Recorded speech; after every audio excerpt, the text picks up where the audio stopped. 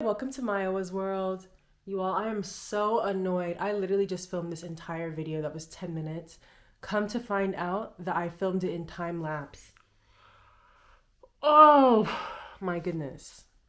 I'm gonna try and film it again before the sun completely sets. Um, so today's video is going to be different than any of my other videos because I'm going to be talking about colorism from just a personal point of view. Normally when I talk about colorism, I talk about it from a systemic point of view and I use things in pop culture and media culture. But today I want to talk about something that I observed yesterday that really disappointed me. So for those who don't know, I attended a historically black university my freshman year. My dad taught at a historically black university. I went to daycare at a historically black university. Like, I have a lot of roots in historically black universities, and something that I'm kind of like reflecting on is the ways that colorism shows up so severely at historically black universities. But just not historically black universities, but just black communities in general. Like, I think there's a parallel in my mind that I'm still piecing together about like the kind of the severeness of colorism I experienced when I went to a historically black university, and also the level of colorism I experienced when I lived in Nigeria. Something about being in predominantly black spaces like creates so much harm when it comes to colorism. And you know, I had certain experiences my freshman year of college that really traumatized me, and also kind of gave me a lot of experience, like depth to why I talk about colorism the way that I do. When I attended at HBCU, some of the things I had experienced in terms of colorism is like I've literally been to events where that was ran by a fraternity. I will not say the fraternity because y'all know how y'all get.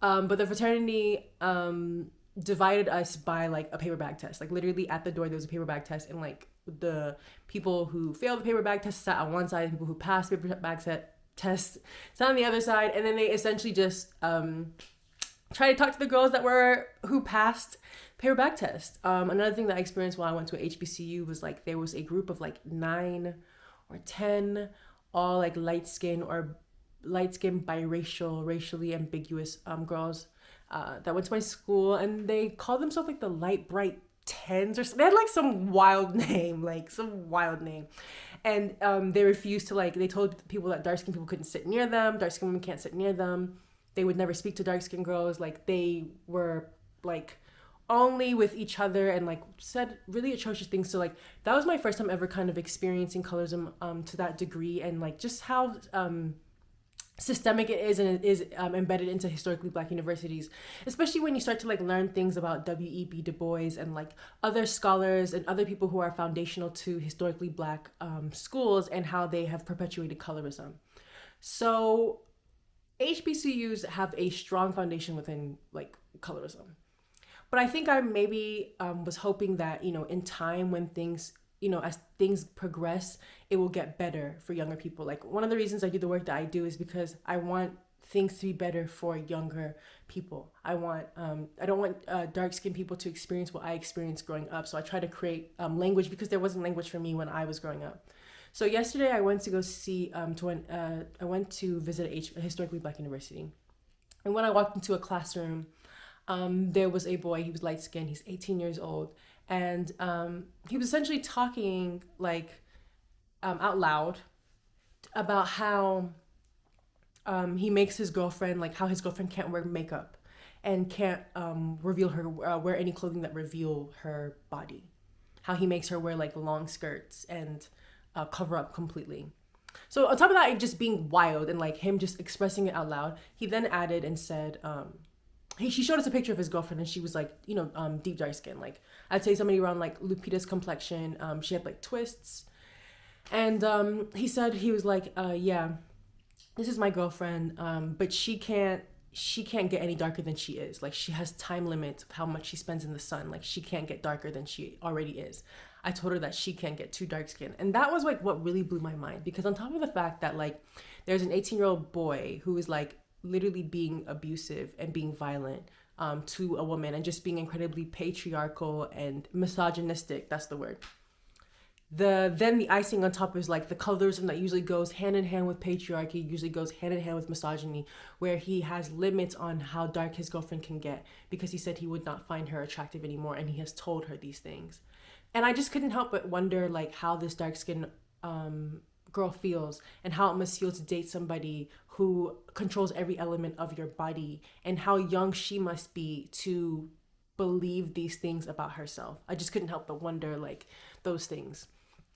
And it just like was wild to me because he also felt the courage to say it in front of like a room of predominantly dark-skinned women. And how I've just noticed that a lot of times when people say colorist things, like they're so comfortable to say out loud. Like you're attending a historically Black university and you are comfortable to say out loud that you don't want your girlfriend to get too dark, even though she is already dark skinned. And unpacking why he's saying that, like the reason that he's doing that is because it's a control element, right? So if you've ever been in any kind of like abusive dynamics, you know that a lot of these things don't have any basis of like truth. It's just there to make you feel small and make you feel like you're always unattractive and make you have to chase and run towards chase the person you like, to like making you chase them to find you attractive. That's what I'm trying to say. Like and the truth is that I feel like a lot of people date dark-skinned women and dark-skinned people who are socialized as girls or socialized as daughters. Like I feel like they date them with the expectation that they're just placeholders for when they really get the kind of girls that they want. Like you clearly don't want a dark-skinned woman, right? Because you've said that you don't want your girlfriend who is already dark-skinned to become darker. So you don't want a dark-skinned woman. So you're using this person as a placeholder for you to take out, your violence, take out your colorism, take out your anti-Blackness onto another person.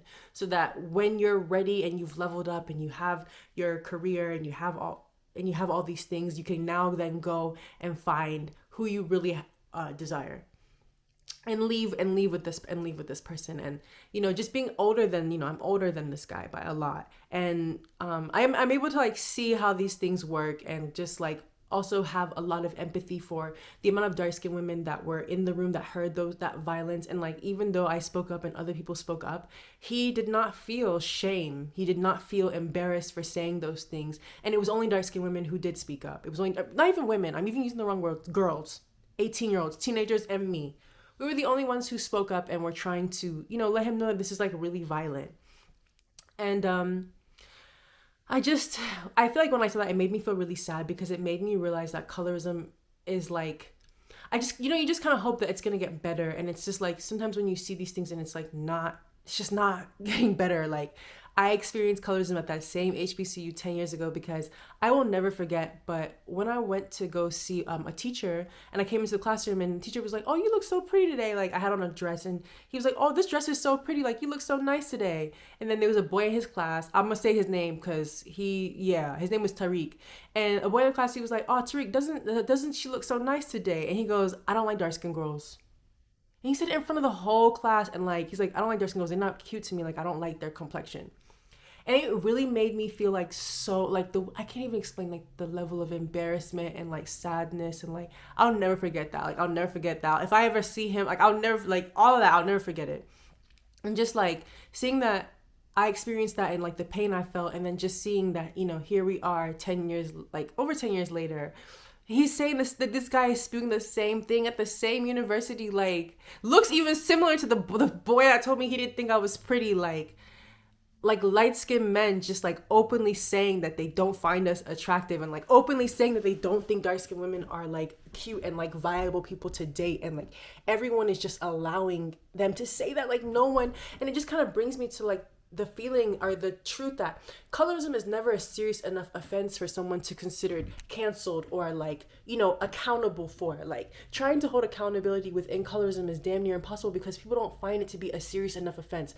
When you are colorist, people think, oh, it's just a phase that they went through in middle school, or like, oh, it's just something that they did in their past. And like, when I think about this 18-year-old boy who was colorist, like, is when, I'm sure he has some tweets out, I'm sure he has some evidence out of his colorism. So when he becomes 30-something years old and people find them tweets, is he just gonna say like, oh, it was in my past, I've grown? Because it's like, when you say you've grown and it's in your past, you know how many people, how many bodies, how many dark-skinned people that you've hurt along the way for your growth, for your change, for your new progression. Like, what happens to them? Who picks up the pieces for the dark-skinned girls that you've hurt? Who picks up the pieces for them?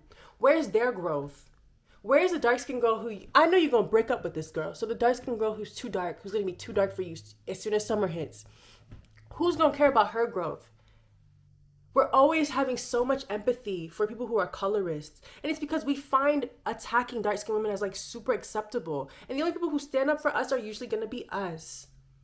And it's just, it makes me really angry. And like, I don't talk about these topics like specifically like how I'm discussing this like now. Like, I don't think I'm gonna post this. Like, I don't know. Because people always say like, oh, this is chronically online. Like, colorism is an online take. Like, somebody say, oh, I never even heard colorism until I went online. It's very much so not an online take. It's very much so happening all around us. It's very much so real. Like, it has real life effects, but I try to talk about it systemically because that seems to be the only arena. Like, when I talk like this, people are gonna be like, oh, it's because you hurt. It's because you're bitter. It's because you got hurt. Like, it's also the only thing that when you're hurt by, people feel like you're staying a victim by experiencing it. Like, it is the biggest mind and biggest gaslight ever. It really is. Like, it really is. And I don't really have a fun or smooth way to end this. Like, it disappoints me. It makes me feel very sad. I'm not surprised. I am not surprised. The dark skinned people get the short end of the stick. And I also just want to speak to, the fact that I understand that people who have more marginalized identities on top of being dark skinned are going to have the brunt and the worst experience. If you are fat and dark skinned, if you're deep dark skin, darker than me, these are people who are really going to experience the brunt of it. But I just can also acknowledge that with the body I'm in, I am experiencing a lot. And like, these moments of seeing things in real life, dealing with stuff online, like, it gets really overwhelming because it just feels like I'm inundated with seeing these things and like seeing a world that somehow people don't see with me. Like, that's why it's frustrating. So I just feel really sad, and I think about that girl that's dating that atrocious, terrible 18-year-old who's a tyrant. I my heart goes to her and for everybody who was in that class who heard those things. And even to myself, because even with being older, like, it doesn't get easier. Like, it's still very much so painful. So I don't have any way to end this, but I'm trying to care for myself after experiencing all of that. Thanks for listening. Have a good day. Speak soon.